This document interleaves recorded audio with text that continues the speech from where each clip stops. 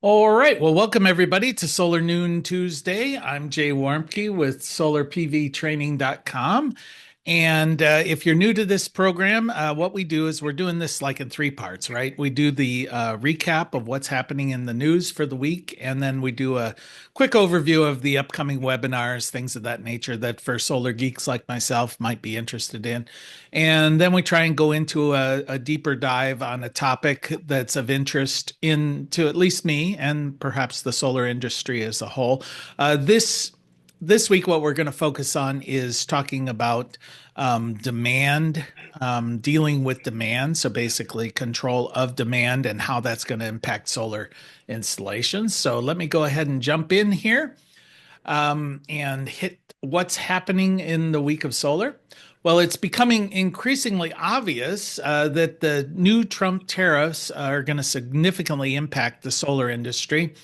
And it looks like these tariffs, and this was a confusion I had, so I did a little bit of research, and it's not 100% clear, but it appears all of these new tariffs are on top of all of the existing tariffs that already exist.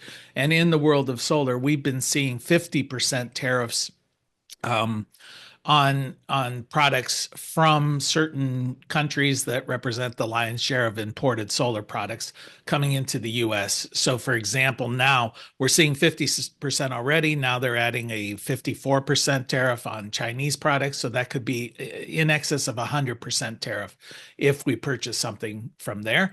Preliminary calculations by solar.com say they anticipate about a 10-cent per watt average increase to the cost of solar hardware. The imported panels themselves, they're estimating, are going to go up in price between 3 and 6 cents. And then the balance of system components, primarily steel and aluminum, are going to be going up another 3 to 5 cents per watt. There's been a significant investment in US manufacturing over the last 2 years, but those factories still at this point rely on a lot of the imported components in order to assemble these panels. There's also currently a significant inventory of panels here in the U.S. in warehouses, and so the impact of the tariff may not be seen immediately until this inventory is gone through. Now, according to CEA, which is the Solar Energy Industries Association, currently there's about 50 gigawatts of solar panel manufacturing capacity here in the United States. That's theoretically enough to meet the annual demand for solar here in the US. But again, as mentioned earlier, the subcomponents still need to come in from foreign. So, for example, a 25% tariff on steel and aluminum will not only impact the cost of racking, but it will also impact the cost of a solar panel because a significant portion of the cost is in the aluminum framing. Now, outside, it's also worthy to note, and I want to kind of not oversell the impact on solar installations with this, that the modules and the hardware make up a minority of the cost of the installation. The solar modules only make up about 20% of the cost of a solar install. So the whole project cost will not go up by that significant increase there. The FEMA proposal that sought to change the International Building Code so that solar projects have to meet the risk category 4 requirements, which is the most stringent requirement that there are for buildings. Well, that's resurfaced. And this time it's being aimed at battery energy storage systems or BESS systems. At the end of April, the International Code Council is going to meet, and this particular proposal is on the agenda. Now, risk category 4 is reserved for essential facilities such as hospitals, fire stations, emergency services, where their continued operation before and during a disaster are considered critical. These buildings require greater flood, seismic, wind, tornado resistance. They have to be constructed to meet certain fire levels with firewalls and sprinkler systems. So what this is going to do. Well, I should mention first, 95% of all solar installations at the moment are considered category one.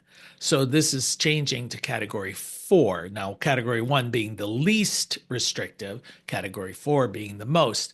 This proposal, according to CEA, would result in dramatic price increases for the construction cost of these facilities and would likely result in a significant number of these projects being canceled.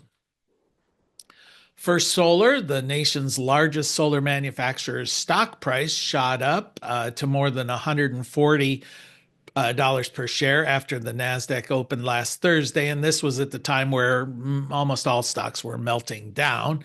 The stock's value eventually settled at about 137 bucks, which was still a 5% increase on the day. Now, First Solar is headquartered in Tempe, Arizona.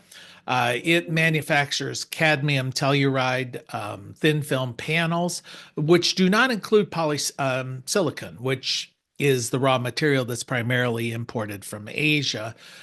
So this allows First Solar kind of uniquely to bypass a lot of these input tariffs that are being put in place and has made it a pretty hot commodity, especially for those utility scale systems that are looking to participate in the domestic product portion of the IRA or the Inflation Reduction Act, which will give you an extra 10% tax credit for using domestically produced products. Now, First Solar operates 3 facilities in Ohio. They opened a $1.1 billion plant in Alabama last September. And they're in the process of constructing another 3.5 gigawatt facility in Louisiana, which is expected to come online next year.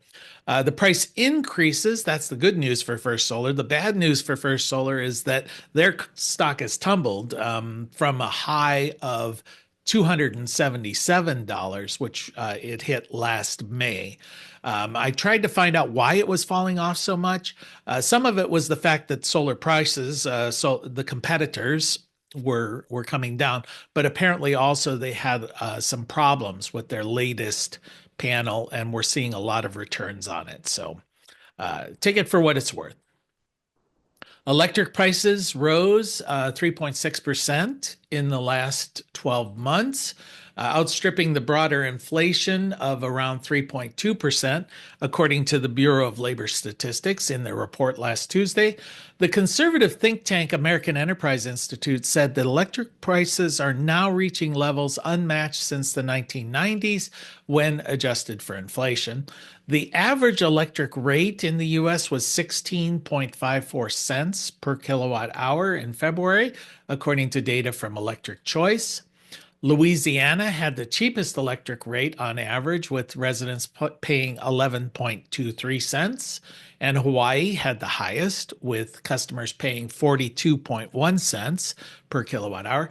On average, the American households now use about 899 kilowatt hours of electricity each month, which would mean that the average monthly bill in Hawaii would be somewhere around 378 bucks. And I did get a question on this where they were saying, does that include distribution charges? Does that include transmission charges? It's a little bit opaque in a lot of these reporting of prices. For example, when I look at the numbers there, it's saying that Ohio's average price is like 12 and a half cents. But when I do solar assessments, I haven't found anyone paying 12 and a half cents for quite a long while. So I assume they're talking about blended, commercial, industrial, residential rates, maybe not including access charges. So I'm not sure. Take it. I think the value of those numbers is comparative, assuming prices are going up, prices are remaining the same. What is the comparative number? I would not take it as an absolute number. That is the average cost. Chemetech Solar announced the launch of its drone solar cleaning agent. It's a specialized product that's designed to optimize drone-based cleaning of PV panels, which is getting to be a bigger and bigger deal. This product is supposedly biodegradable. It improves the efficiency of drone cleaning by breaking down organic soiling, such as dust, bird droppings, pollen. I know pollen's a big issue around here anyway, organic matter, grease. And it's supposed to do this without damaging the solar panels.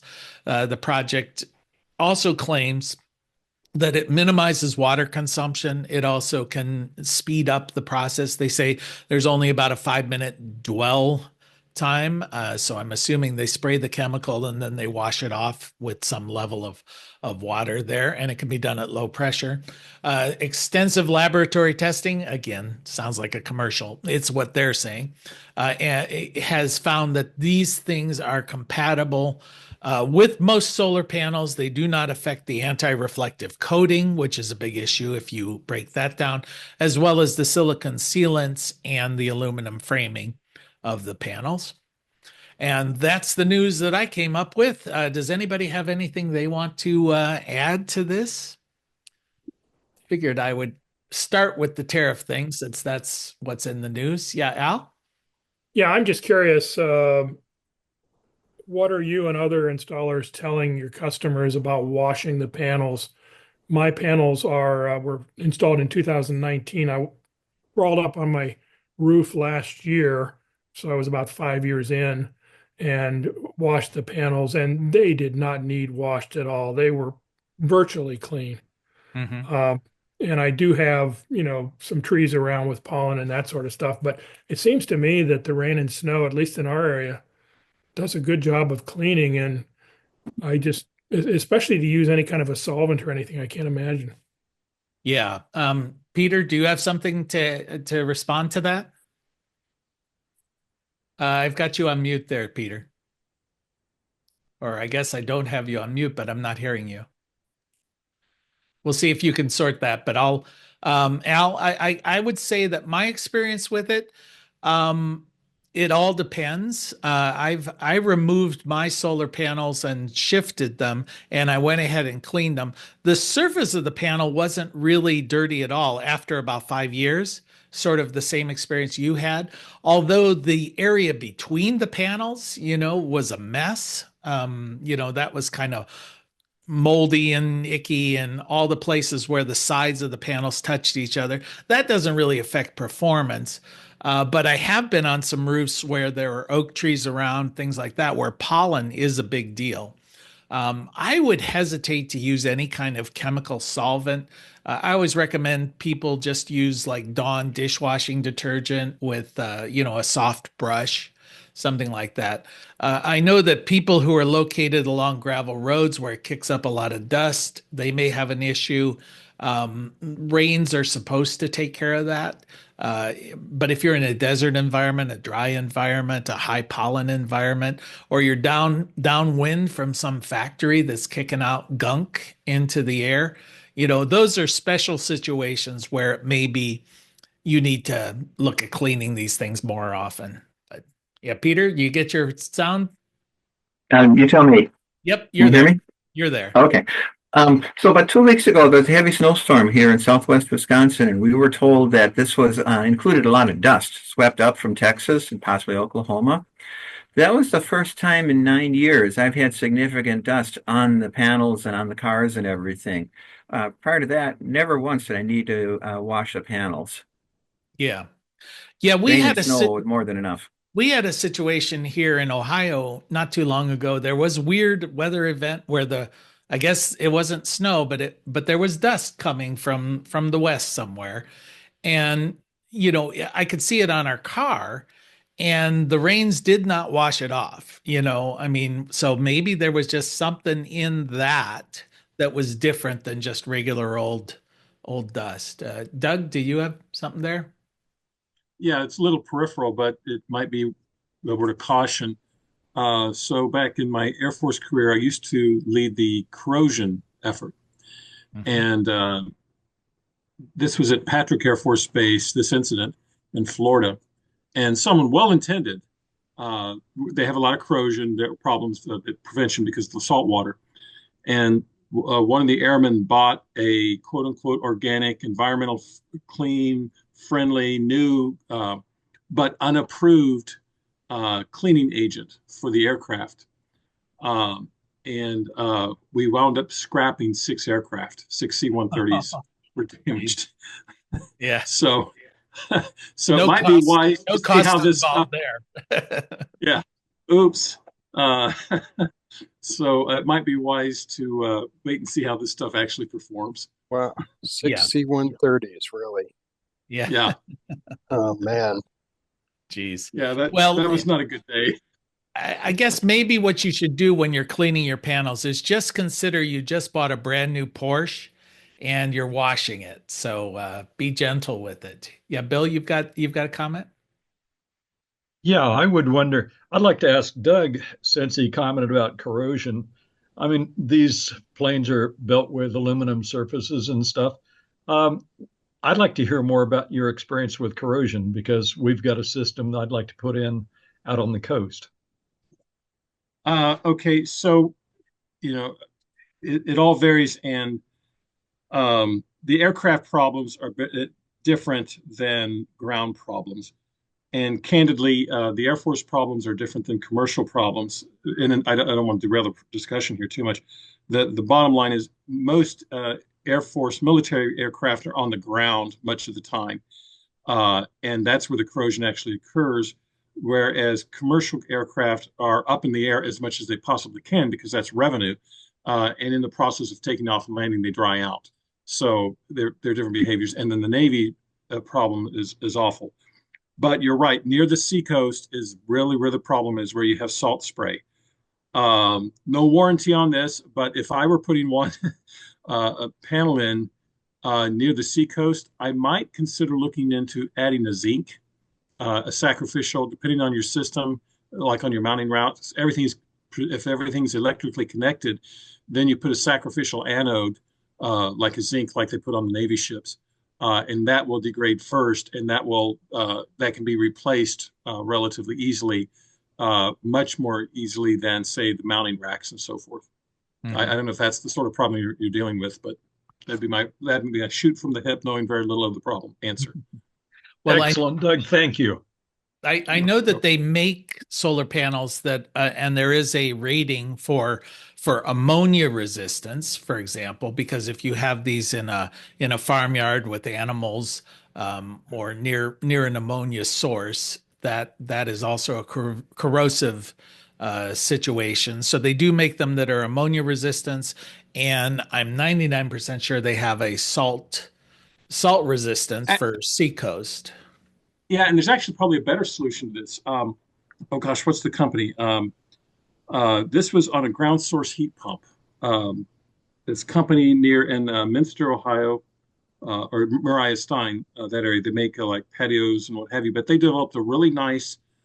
It was a Freon type based system, but they put tubes, I mean, well down into the ground, and these were really well manufactured. They didn't leak. They really tested them well. So they put what they would do is a smaller, like about a 3 to 5 foot diameter hole, and then they could drill kind of out. And because they used a freon, the ground source heat pump was actually producing very hot gas for heating purposes, very effective. But these were copper, and so what they did was they put electrical protection. So they put a voltage on it to protect the system, and they warranted them for like 90 years. So it was quite good. And the reason I'm saying that is you've got electricity going all over the place, so a little sacrificial voltage to protect the system could be developed. Just make sure it's connected the right way, because they only had one system fail, and it failed in 3 days or something like 3 weeks because the technician installed the wires backwards. So it was actually making it worse, right? yes. Okay. Doug, And so what they did to solve that problem, they made unique connectors so you could never connect it up again, wrong again. So they fixed the problem. Okay. It's pretty good. Hey, if you can think of the name of that company that does this, would you please post it for us on the chat? I'll sit here and think about it. I'll do some searching. It's irritating me that I can't think of it. Okay. Thank you very much. Meg, you had You had a comment or a question? Oh, I saw your name there, Meg. I don't see you though.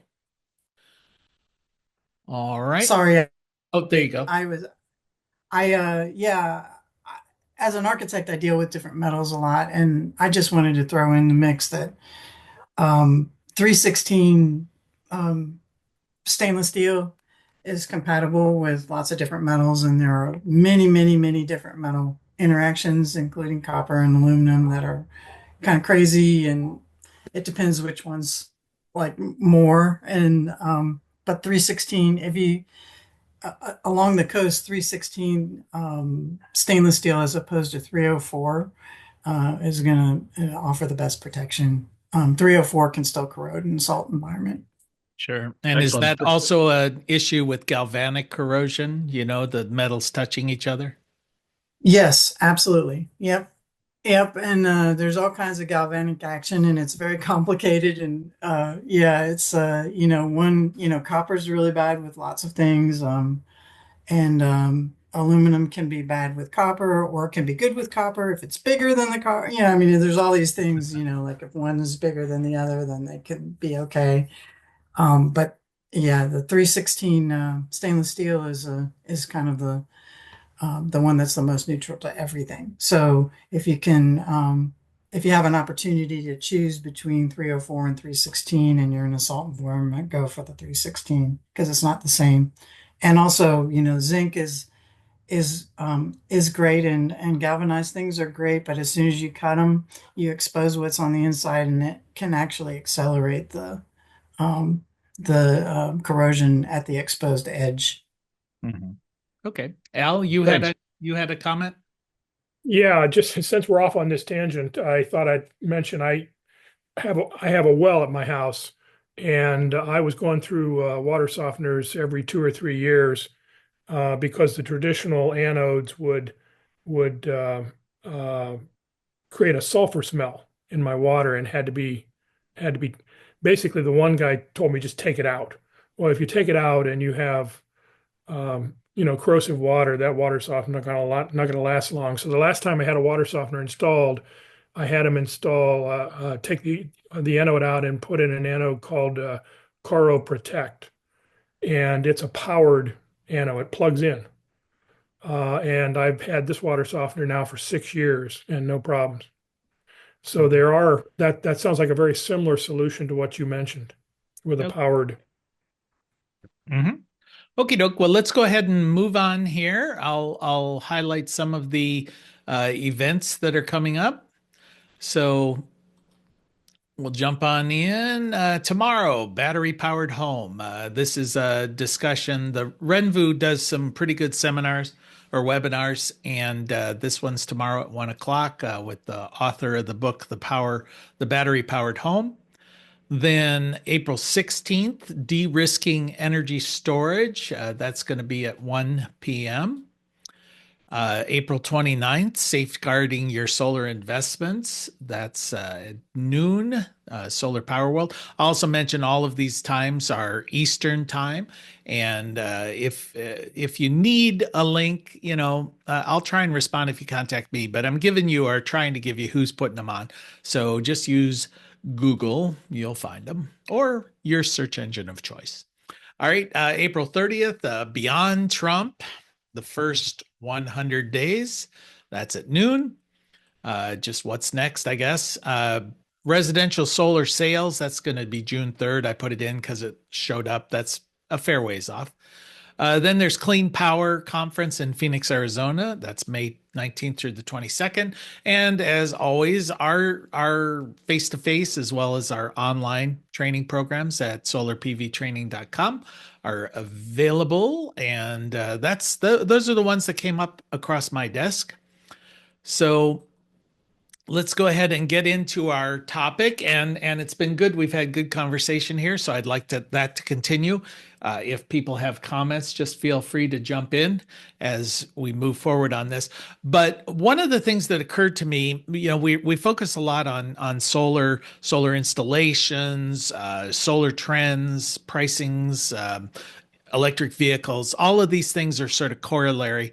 Haven't really focused a lot on load demand. Load demand is to my way of thinking, I just said the next frontier of solar installations. That we're we as solar installers are being asked more and more to get into areas that are not traditional solar installation. A lot of the solar installations that we're doing now, uh, the we always like to joke that it might take you a day or 2 days to install the system, and then it takes you a week or 2 weeks to do all of the computer programming and all of the communications and all of that to make this thing actually work properly.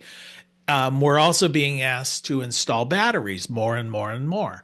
And now the customer is going to be asking you about how you can manage their load demand, especially as some of these new systems that are coming online are getting publicized. We're very much at the cutting edge, the bleeding edge of this technology. So those of us on this call or watching this video are probably aware of a lot of things that the general public just simply have no concept about when it comes to the technology of solar. So just trying to get an advance look at some of this, what's out there, and what we should expect. As always, this particular webinar type thing here is accepted by ETA. If you're ETA certified, you have a certain number of continuing education credits that you have to do over the years. Each of these sessions qualifies for half an hour of that, so that's all good. Okay, so let's say that you've got an issue with demand and supply. Well, you basically have two ways of dealing with this. You either increase the supply or you reduce the demand, simple enough. We've been focusing on increasing supply, and as we've seen, and as I've talked about in some of the past sessions, I personally believe, and I think it's pretty well supported by the evidence, we're about to see this hockey stick demand curve where because of the electrification of the automobile, the advancement of artificial intelligence in all aspects, which takes about 10 times the power that normal computing takes in these data centers. Then you talk about cryptocurrencies and all of those kind of things, which take huge amounts of electrical demand. Plus, we're also seeing a move away from natural gas. Some municipalities are banning it altogether in new installations. So we're kind of taking this attitude of let's electrify everything without dealing with the regulatory base that is causing 5-year delays every time you want to put a new utility scale system online. So we've got these two big forces, the electrification of everything and the expansion of demand, meeting this curtailment or retarding of increase in supply. So that's why we're going to be getting into the big world of demand management, load management, because that's some more low-hanging fruit that we can definitely address as we go through this transition period.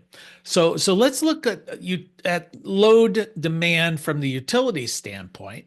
So if we look at a traditional demand curve, and obviously this is very simplified, but let's say, at dawn, the demands start to increase. Typically in the past, by the middle of the afternoon, everybody's got their air conditionings on. They left their air conditioning on at home because their cat gets hot if they turn it down or whatever. And then they're at the office and they turn on, and so by 4 o'clock in the afternoon, you're kind of at peak load demand, and then it falls off during the evening. Now, that's not exactly 100% the way it works anymore, but it's fair to just visualize it. Well, if you've got that load demand, then the red line in this diagram is basically the supply that the utility has to provide in order to meet that peak demand. Well, that's all fine and good, but all of that area in sort of the tannish yellow is that is wasted capacity, right? The utility had to build that infrastructure to supply that, but is not getting paid for it. It's sort of stranded capacity. So they don't like that. It adds to the cost of electricity. Then you get into a situation where sometimes the demand will actually exceed the capacity. So what do we do in those situations where the demand exceeds capacity? Let's say it's a super hot summer afternoon. There's 105-degree temperature. Everybody's got their air conditioners cranked up. In today's world, you'll usually get an email or some sort of notification from your two utilities saying, "We've got an energy emergency. Could you voluntarily cut back a bit?" People usually don't respond well to voluntary cutbacks. So what does the utility have in its arsenal to deal with that? Well, basically two things. When demand exceeds capacity, you either shut people off, rolling blackouts, rolling brownouts, or you buy power from somebody else, somebody who's got power. If you're interconnected with other utilities through this network, you could go out on the open market and start paying for power. You're going to pay a premium because everybody's looking for power during those periods of time. And now utilities are saying, hey, if you've got battery storage, if you've got something, how about if you export that power back to us and we'll pay you a premium? Like in California, I think the price is $2 a kilowatt hour in these energy emergencies that they will pay homeowners with batteries to feed power back to the grid. So if you're paying $2 a kilowatt hour and you're charging 20 cents a kilowatt hour, obviously that's a bad situation. And if you have to shut somebody off, what you're really dealing with there is a situation where some people have all the power they want and other people have none. Well, that's not exactly the best way of doing it. So what they're really trying to do, they try and come up with a better way, and you get into this load shifting where they say, okay, how can we take that power that's being consumed at the peak time and push that consumption to lower demand periods of time? So we start saying this load shifting and that's what the utility would like to see, because the utility would actually like to see that their supply is just above demand and it just goes across in a flat line. That would be their dream scenario, where they are producing just a little bit more than they have supply of, and it's that way all the time, 24/7. That would be great. It's not going to be that way, but that would be their fantasy. So they can do the brownouts. They can do some load demand controls. We'll touch on that in a little bit. But what I'm hinting at there is, years ago, you could get a little timer on your hot water heater, for example, and the utility would pay you or give you a discount off of your electric bill if you would set your timer so that they could turn it on or off at will, or they would set it automatically to be during non-peak periods of time. That's a very rudimentary thing. So did someone have a comment? Jim, Yep. do these smart meters, are they capable of throttling down individual houses? Yes. Yes and no. Yeah, Probably all you get is on and off. yeah. Well, what they're trying to get to, and this is the vision of the smart grid, is the ability of the utility to deal with selected individual appliances. Hot water heater we talked about as an example. Your thermostat is another example. Those are big users. They'd like to, rather than turning off everybody and turning on or leaving on some people, they'd like the ability to go in and turn your thermostat down in the summer and up in the winter. And clearly that's a benefit to them. If you've got a car charging station, they'd like the ability, obviously, of turning that off. If you've got a hot tub or whatever. So these big appliances. That raises a lot of issues. If the utility is able to come into your home and control some of these appliances. They've basically broken the demarcation point. Up to this point, they've had responsibility for everything on your side, on their side of the meter. You have responsibility for everything on your side. What happens if they come in and start messing with things in your house electronically and cause a problem? Who has that liability? Who has that responsibility? So those are issues. Now they do have smart appliances available where the consumer can make those choices, and we'll touch on that in a little bit. So you could, when the public utility has demand charges, and I guess that's sort of the next slide if I remember right. Um, Okay. Yeah. Let me wait on that. Okay. I'm going to get ahead of myself here. Uh, while we're on this, anybody else have something that I can say that we'll talk about later? So, so, all right. So anyway, so how do they deal with that higher load demand? Because remember, the utilities demand follows a jagged line for the most part, but as I showed in my graph, it's low in during the night, it's low in the morning, it gradually increases as the day goes on, and then it decreases as people go to bed. So load demand it varies from time to time. Well, they generally deal with what they refer to as base load and peak load supply. So if you're dealing with it from a supply standpoint, you're going to have some of your production always on. That's the side, that's what you would refer to as your base load. And then your peak load or your variable load is going to be those that you turn on and off depending on demand. Well, if I'm running a utility from cold start to full operation, it takes me 1 to 3 days to start up a nuclear power plant. So if I have nuclear power plant in my arsenal, I'm going to leave it on all the time. It's definitely going to be baseload. And coal, well, according to, the searches I've had, and somebody just posted it takes as much as a day, which wouldn't surprise me. But they're saying from cold start to functionality, you're talking 4 to 8 hours. Well, that's not easily responding to instantaneous demand.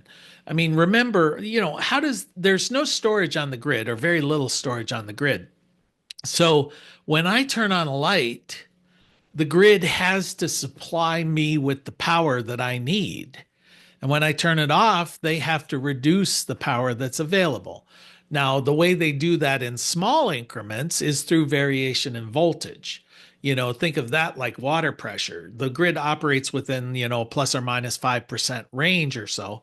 Well, so that gives you a certain amount of variation for small things. If a lot of people turned off the lights, the voltage might go up slightly, like higher water pressure. If people turn on lights and the like, the pressure may go down a little bit, and it gives them time to respond. It gives them that. But also, while they would never know that I'm going to turn on a light, they know when lights get turned on in the aggregate. Our behavior is pretty easy to predict. There are models that they can use. So their estimation of what's going to be needed can be pretty precise. Obviously, there are events that they can't foresee that may impact that, but they've got good models there. So coal and nuclear are going to be base load. Gas, think of gas like, basically nuclear, coal, and gas are nothing more than tea kettles. These generating facilities, you're basically going to boil water, you're going to make it into steam, and that steam's going to run a turbine. So these things are kind of nothing more than tea kettles. Takes a long time to get that water boiling with nuclear, takes a little less time, but still a long time with coal. Think of that like stoking an oven, stoking a stove with coal. You got to get that stuff heated up. Natural gas, you can just think of it as turning on a burner. Foomp, the flames come on, but it still takes a while for the water to heat up. So they're saying 5 to 15 minutes. Some of these peaker plants, pretty quick. So wind and solar, I was kind of surprised that wind takes as long as it does, from cold start to fully operational. I I'm surprised by that, but that's the numbers that came up. So I would have thought it was quicker than that. And of course, battery and solar pretty much instantaneous. If the sun is shining, you get power. If it's not, you don't. Batteries, turn it on, turn it off, instantaneous.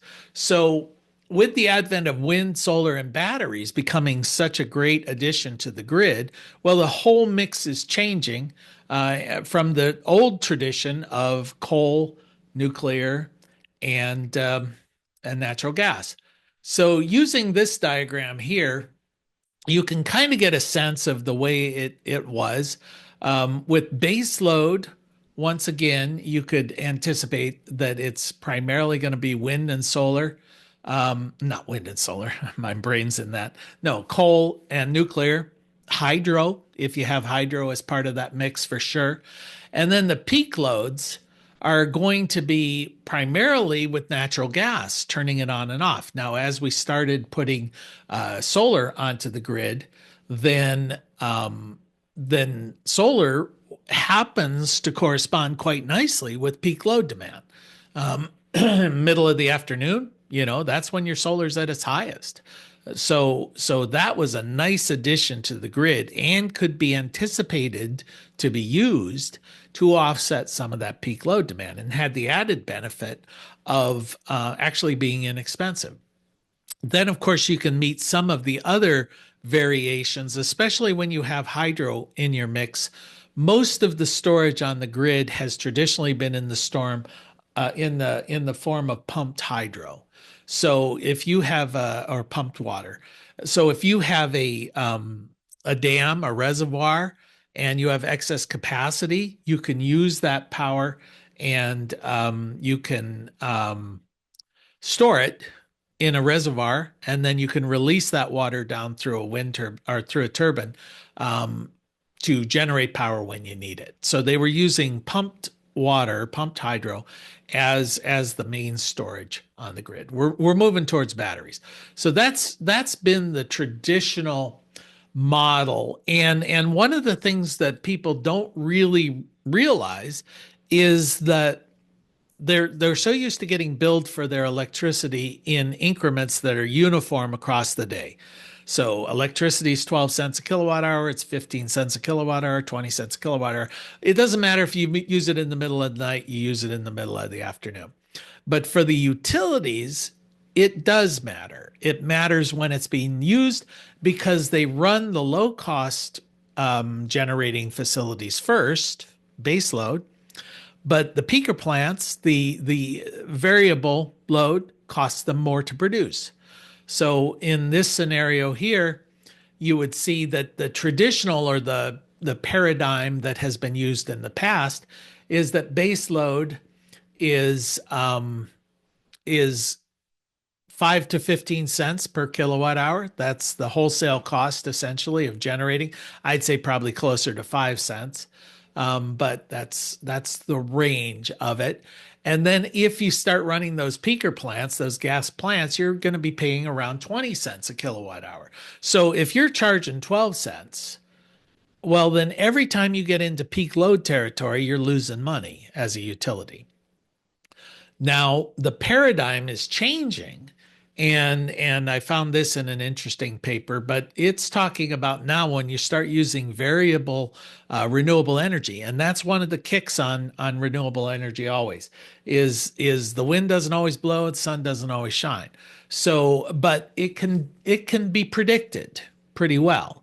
So you use the variable power when it's available because it is your low cost power.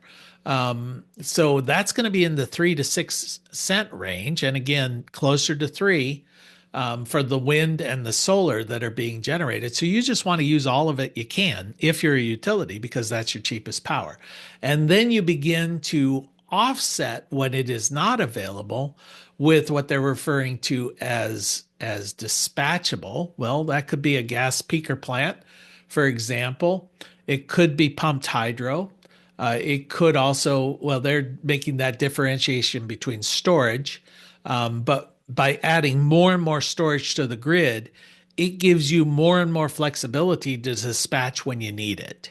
And then to store power when you have excess. So this is kind of the new model of saying, let's use the renewable energy. We know it's variable, not dependable, and let's fill in all the gaps with something that can be dispatched. Okay, so that's kind of the change that's going on there. So does anybody have any questions so far? All right. So give you guys just a second here. All right, so we talked a little bit about peak clipping, where you can use the smart grid to start.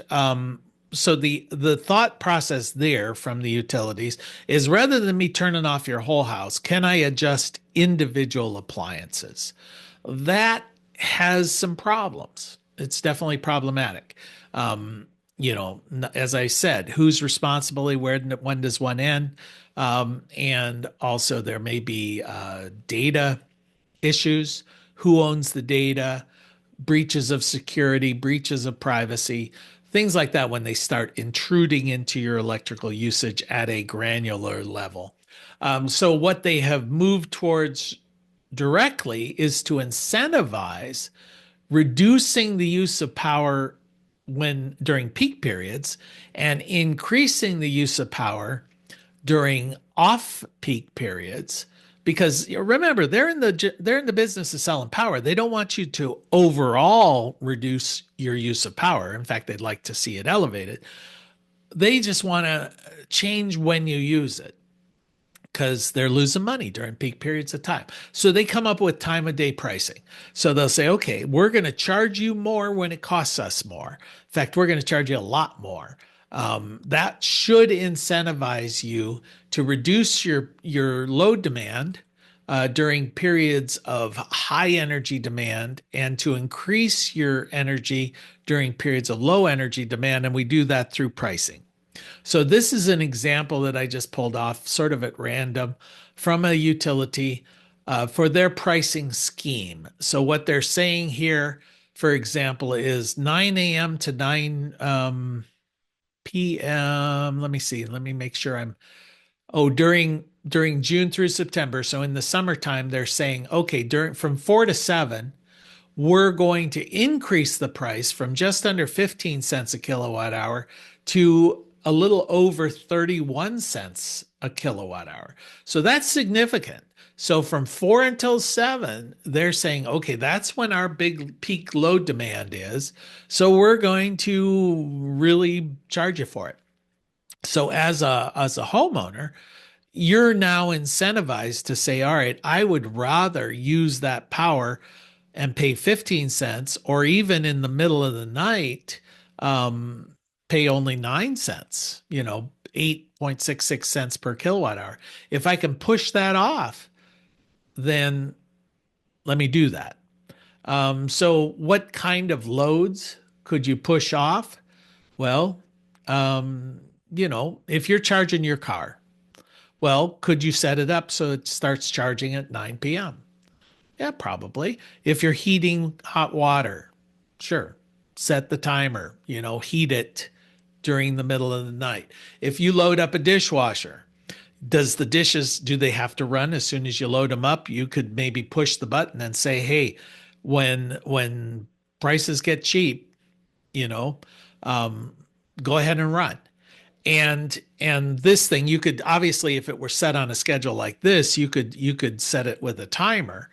But what the utilities do typically is they send a data signal, some sort of signal over the power lines, and these that tells you what the pricing will be, high, medium, low demand.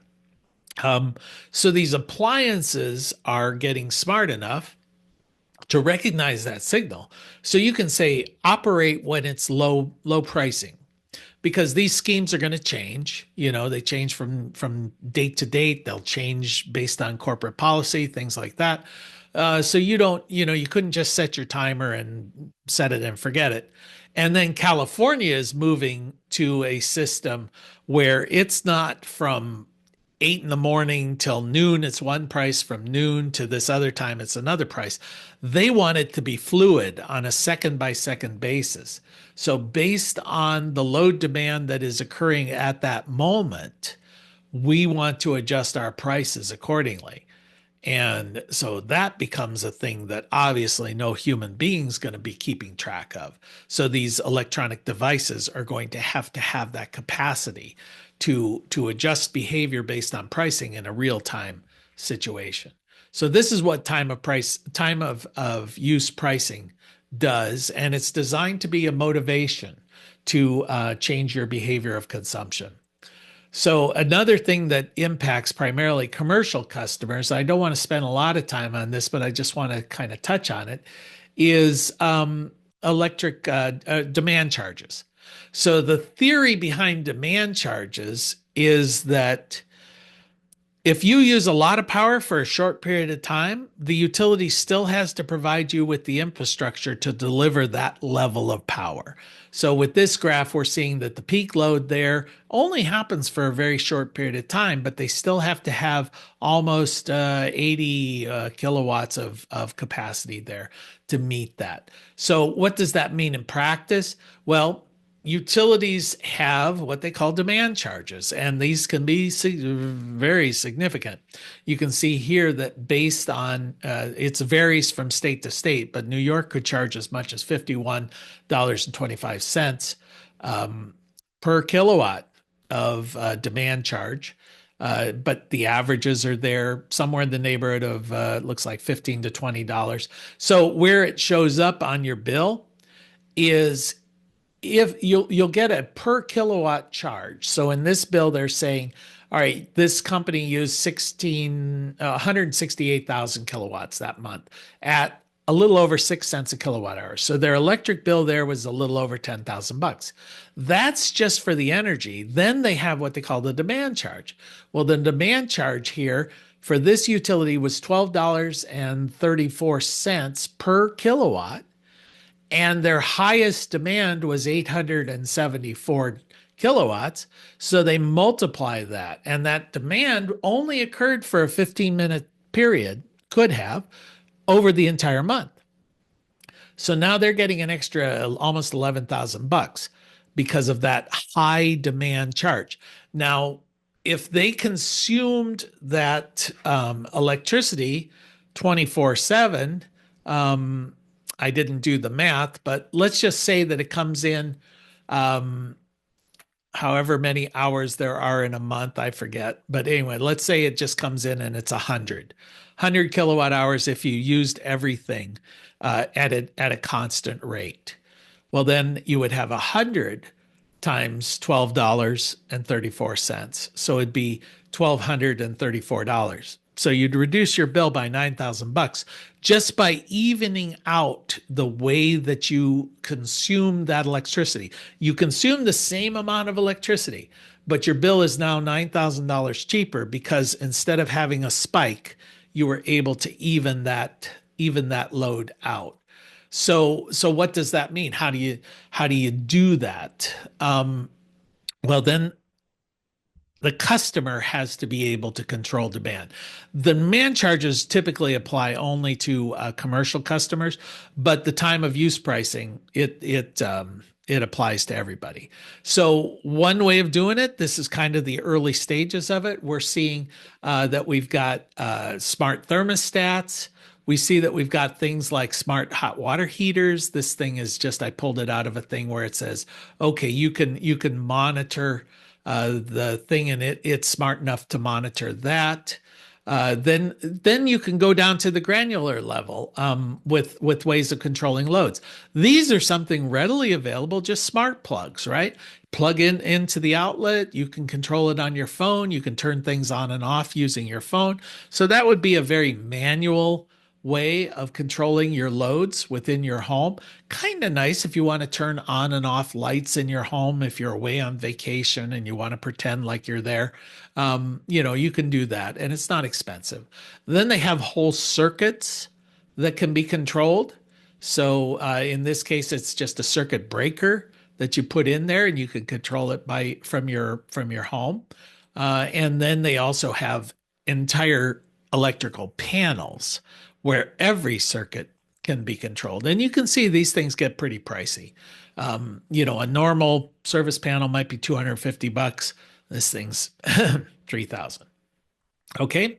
So those are ways that as a homeowner you can control your load. And that's something that as an installer, you may be asked to start seeing about installing smart breakers, smart switches, smart service panels, things of that nature.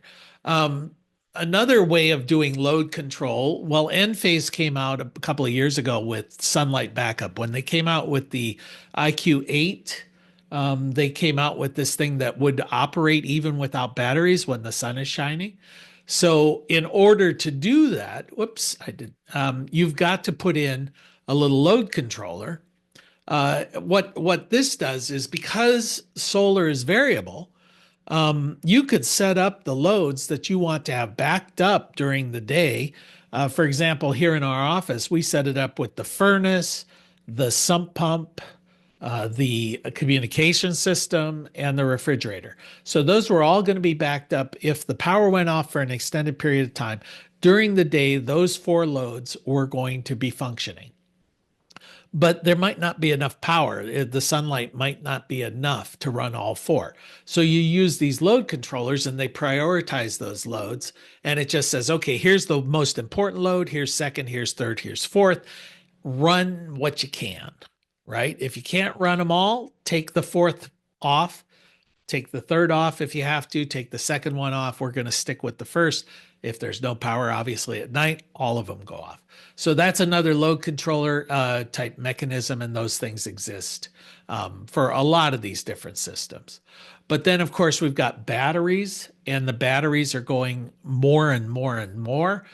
So we're seeing that the installed base of batteries is just exploding. I think I saw the last figure, like around 40% of all the installs now are looking at having batteries in there. The battery systems can be installed like this one, where it backs up the entire home. So you're running from the system controller, and the batteries hook into the controller, the utility hooks into the controller, and from the controller it goes to your main. When the grid goes down, it disconnects inside that controller from the grid, and it directs all the power from the array and the batteries to your main. Now, obviously, it's got to have a certain amount of control, because if your batteries go down to a certain level, if you're running everything, now you get into load control needs. If you've got a partial home backup, it's similar in nature. It's just that you have non-backed up loads and backed up loads. So you're doing a bit of control just through the wiring scheme there. And then once you've installed the batteries, there are settings for these batteries, different options. So for instance, this is from an Enphase system. And in your phone, when you're setting up the system, you can set it for AI optimization. Now, this is new, but it basically says maximizes your savings based on rates, so time of day pricing, consumption patterns, and expected solar production. So this is kind of taking the AI model, I guess, in anticipation of perhaps the California pricing scheme, and integrating it into your phone. But it's only available in certain areas at the moment, beta version, but either way, it's coming. And it'll be coming in all of the different units, all the different systems. Self-consumption basically says if you're getting low prices when you send power back to the grid, why not hold it and use it? So you want to maximize the amount of power that you're generating being retained and used on your site, as opposed to using the grid as a battery, pumping it on when you have it, pulling it back when you need it. If you're getting net metered, if you're getting one-to-one pricing, that's fine. But if you're not, you're losing money in that transaction. So why not self-consume? Savings, this is when you're talking about time of day pricing, and then full backup. Full backup is basically what most people think of with battery backup. It's like, I've got the battery in case the grid goes off. So you want to maximize its capacity. You're basically, I'm not going to use it unless the grid goes down. So that's what we're talking about there with full backup. So they're really easy to set. Like you just go in here and you just click the button in your phone. This system now has what they call Storm Guard, which is kind of interesting. Turn it on and it anticipates a storm, based on weather reporting. And if a storm is coming, it will, if you're in self-consumption, AI, or price savings mode, it will make sure your battery is fully backed up. It's fully charged. So it basically takes you off of those others and puts you on full backup in anticipation that the storm might cause a power outage. So you just click AI, you would click self-consumption, you click full backup. Now, if I click self-consumption, it's going to say, all right, well, what's the minimum reserve that you want to leave in your battery? And you can just set it. It's just a slide, real simple. And then if I go to, let's see. Oh, yeah. So how do these things operate in the real world? This is a live status report. You can get these on your phone too.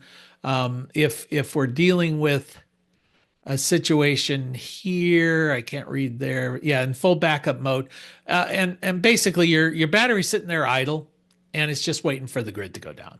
That's all. So you're not using the battery, you're not discharging it, you're not recharging it, except if it just self discharges. It's just sitting there waiting. If we go here into self-consumption profile, well, if it's you're going to be charging when you have excess energy, and you're going to be discharging from your battery when you need power. So you're going to use your battery to meet your load demand, and you might even charge it from you'd be charging it from your solar array. You wouldn't charge it from the grid unless there was a significant period of time where there was no sunlight. Then we get into the savings profile, and this is one where we're going, like, for example, in this diagram, we're seeing a period when electricity is very high, the cost of it. Well, you may get a premium for exporting power.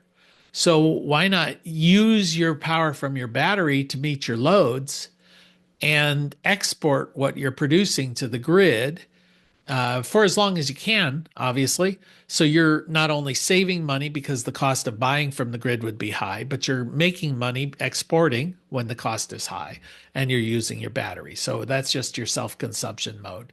And then using the AI system, you sort of in theory get the best of all worlds, where it's producing, consuming based on all of those profiles. If you've got I don't want to read all of those, but you get the idea. It's going to anticipate how much sunlight is coming, what's the price of the electricity, factor all of those things in, and then make the decision of whether you import or you export based on all of those various factors. So I went through all those things at the end because we were running out of time, but hopefully that gives you a little sense of what do we mean by demand management, and what are some of the tools that are just beginning to be available that the solar installers or people using solar in their home really need to know about. All right. Jay, I would add that there is a system called sense.com, SENSE, which permits the homeowner, and it's a very simple system, to actually apply what's basically an amp clamp to primary circuitry to monitor through a smartphone or through a computer and Wi-Fi applications the consumption of whatever's on that circuit. You can split it up as much as you want, and it's a relatively inexpensive approach that has the ability to be increased to include batteries, to include solar, to include any appliance for that matter. Yeah. Well, that gets to the thing of you can't change a behavior if you don't measure it, So exactly. Yeah, and that's kind of the way that the Enphase system works. They just have CTs, current transformers that feed over the line coming from the array and the lines coming in from the utility to measure what's going out, what's coming in. So, all right, well, I'm going to have to cut it off here because we're a little bit over time, but I appreciate it, and we will see you guys next week. All right, take care. Bye bye.